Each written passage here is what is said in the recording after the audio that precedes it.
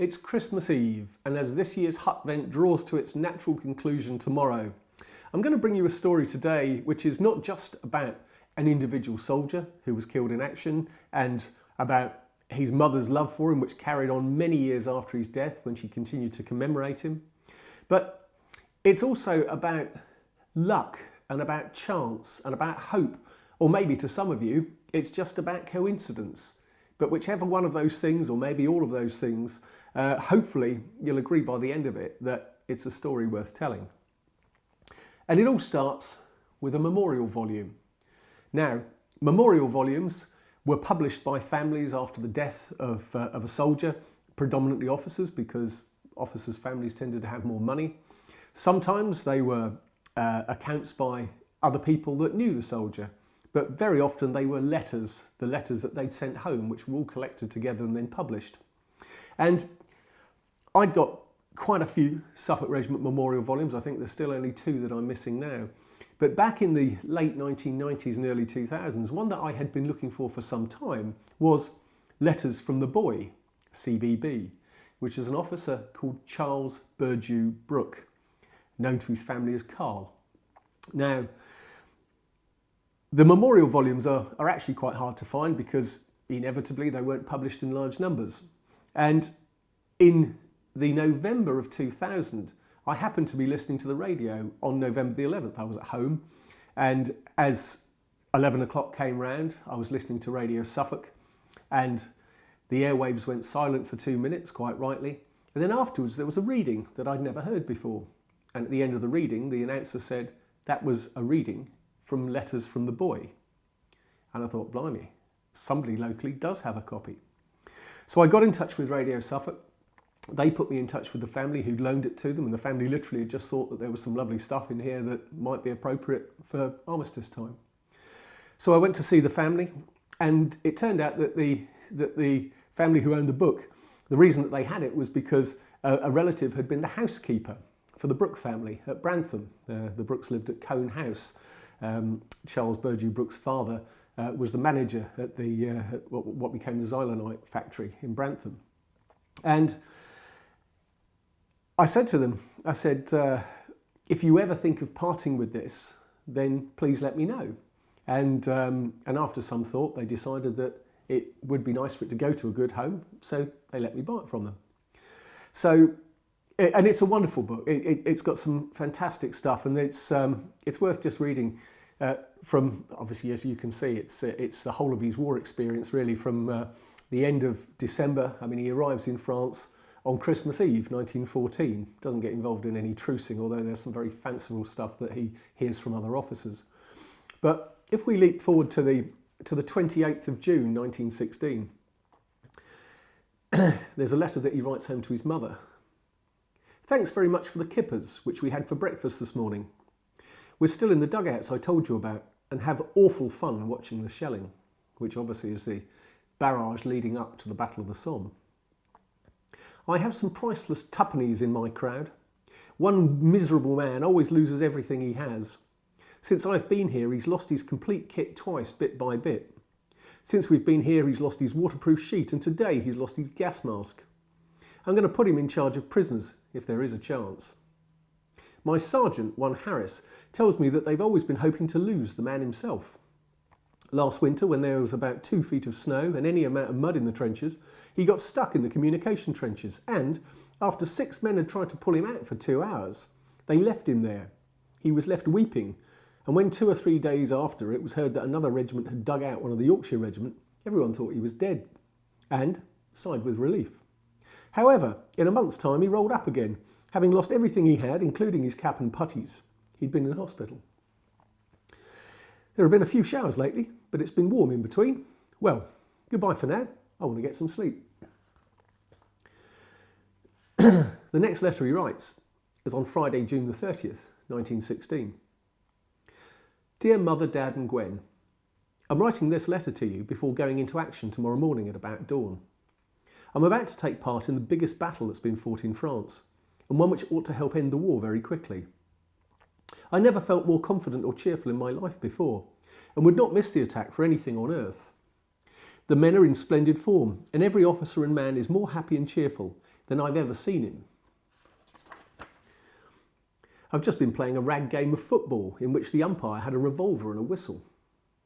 My idea of writing this letter is in case I'm one of the costs and get killed. I don't expect to be, but such things have happened and are always possible. It is impossible to fear death out here when one is no longer an individual, but a member of a regiment and of an army. To be killed means nothing to me, and it's only you who suffer for it. You really pay the cost. I've been looking at the stars and thinking what an immense distance they are away. What an insignificant thing the loss of, say, 40 years of life is compared with them.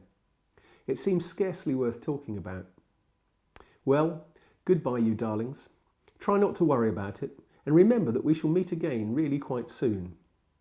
This letter is going to be posted if. Lots of love from your loving son, Carl. And he ends up with a Latin quote, which in English, who far away, before his day, ultimately fell, but sword in hand to serve the land he loved so well. And that letter ends up being published in newspapers all across the country because, as you might imagine, Carl Brook is killed in action on the 1st of July 1916, on the first day of the Battle of the Somme. There's a letter from his battalion commander on the 5th of July. My dear sir, may I write to tell you how very deeply the whole of the battalion deplore the death of your most gallant son, and how very much our sympathy goes out to you who must be so proud of him. We recognised in him as soon as he joined us a born leader of men, and I at once put him in command of a company. He was in command of it on Saturday and was leading it to the assault when he was shot. He got back quickly to the dressing station and was just able to speak to our doctor before he died. He was shot through the stomach but did not appear to be in pain. He was a great favourite with all of us and with the men, and had he been spared, I'm sure he would have had a great career. I'm personally most grieved at his loss, but he died as I think he would have liked to. Yours sincerely, Walter F. Young, Lieutenant Colonel, commanding 2nd Battalion, the Yorkshire Regiment, the Green Howards, who he was attached to at the time. And like I say, Letters from the Boy is an extraordinary collection of letters, fantastic detail on the everyday life of a battalion. Carl is originally commissioned into the 3rd Battalion Suffolk Regiment, but serves in France with the 1st Battalion Queen's Regiment, Queen's West Surreys, from the end of 1914. He's wounded at the Battle of Loos and then returns to serve with the Queen Howards, and is killed on the 1st of July. So, having got a copy of this at last, I was just very pleased, and I went and did quite a bit of local research. I went to Brantham Church, where there's a little memorial to him. His name's on the War Memorial. I went to Cone House and photographed that from the outside where he lived. And then it kind of all went quiet, and I forgot about it. Just put it on the bookshelf with all the others. And then, probably 5 or 6 years later, I was driving to work one morning and the phone rang. So I pulled over and I answered the phone, and a lady was calling me from a charity shop in Wales. And she said, it's such and such cancer charity shop here in Penarth. We've had some books left in the porch this morning. She said, and among them there's like a scrapbook. And she said, I've been told that you have an interest in the Suffolk Regiment. And I never thought to ask her how she knew that or where she got that information from. But anyway, she said, on the front cover of the book, the only thing it's got on the front are the letters CBB. And I said, that's Charles Burdew Brooke, isn't it? And then there was silence on the end of the phone. And she said, how on earth did you know that? And I said, it's just fate. It just is. And sure enough, I sent a donation to the shop. And a few days later, this scrapbook arrived, which was the scrapbook that Charles Brooke's mother had kept after his death. And inside, it was filled with press cuttings, the occasional photograph, bits cut from the Suffolk Regiment Gazette.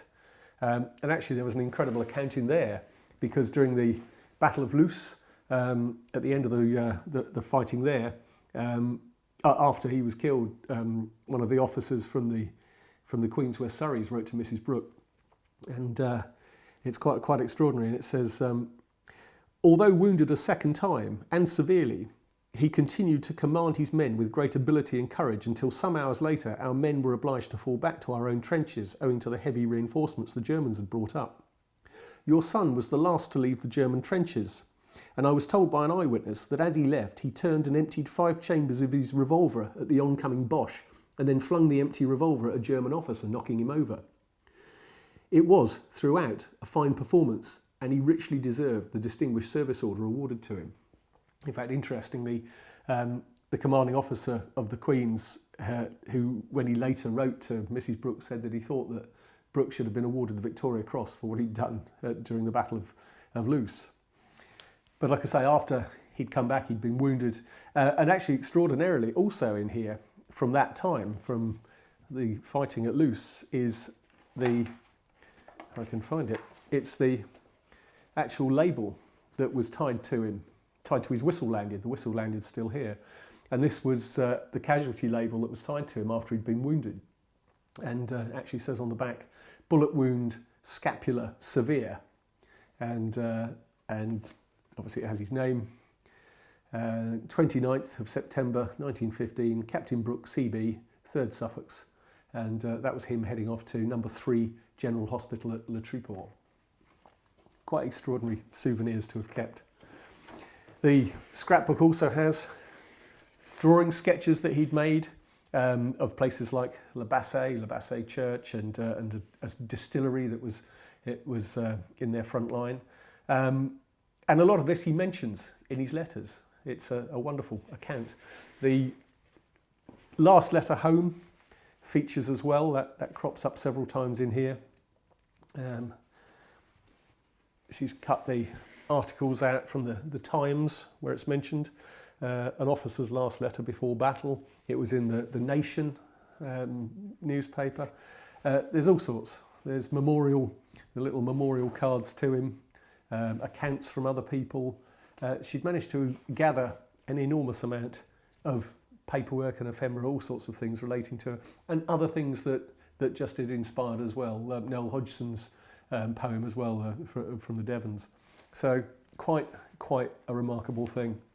And several years later, visiting another person who knew the Brooke family, he remembered going there just before the war to Cone House as a very, very small boy.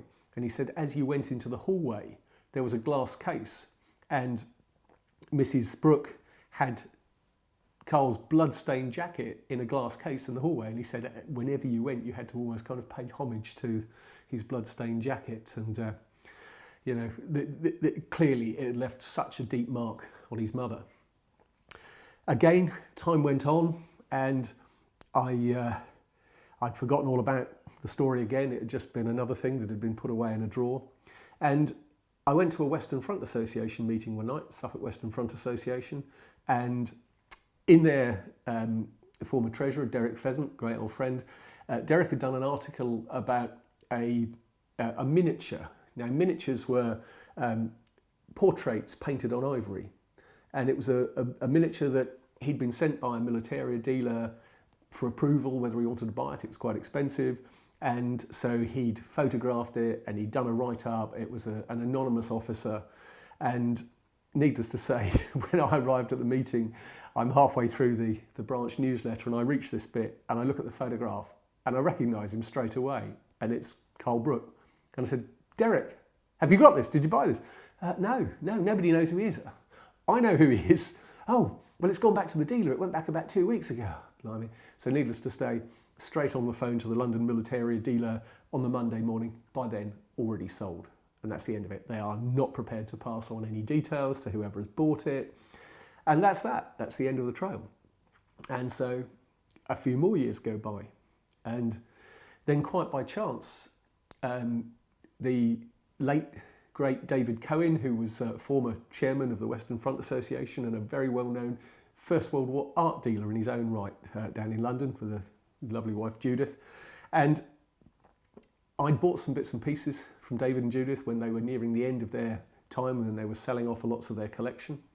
And I went down to see them at their house in London and went to have some supper with them, and they were showing me their collection. And they've got a whole load of miniatures of named officers, quite magnificent. And then there was a sort of a low display case, and he said, oh, all those in here, these are all the unknowns. And I said, he's not unknown. Really? I said, no, that is Charles Burdew Brooke.